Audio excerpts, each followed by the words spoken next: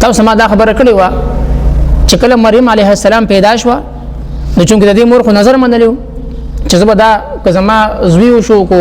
بس که زما اولاد وشو زه به الله ته وقف کوم نو چونکې دا خو جنې وه د دې مور دا یې روله ده بیت المقدس ته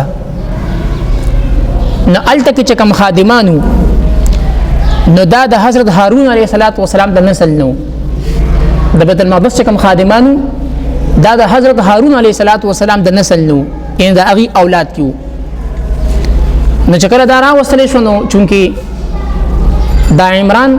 د مریم علیه السلام والد صاحب د بیت المقدس امام و نو هر کس و چې دا مریم زه واخلم نو خپل منځ کې په دې باندې ضدبازي غونډه شروع وشوه نو یو روایت کې راځي چې په دې باندې قراندازي وشوه او هغه قلمونه چې په هغې باندې تورات لیکلو نو هغې کېښودل او بیا د هغې یو روچت کو نو قراندازي چې کوم دی د زکریا علیه السلام دا هغه وختله او دلته کې قرآن مجید کې دا الفاظ دي چې هر کله هغې وغورځول خپل قلمونه نهر ته نو دا هم یو قراندازي وه هغه داسې وه چې دوی خپل منځ کې صلاح وکړه چې موږ به دا خپل قلمونه نهر ته ولو نو چې نهر ته ولو د چا قلم روان شو او د چا هغه پاتې شو چې د چا هغه پاتې شو بس مریم علیه السلام به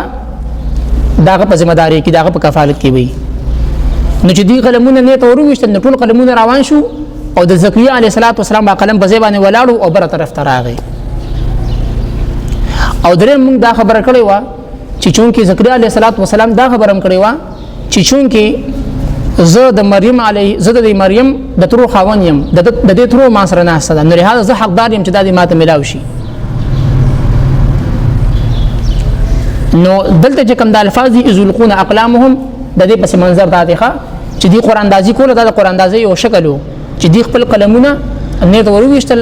د ټولو هغه روان شول او د زکریا علیه السلام پاتې شو په بره باندې راغی نو مریم علیه السلام چې کوم دی بیا زکریا علیه السلام په کفالت کې و د هغه په نگرانۍ کې بیا لوی شوه تربیت یې هغه کړی و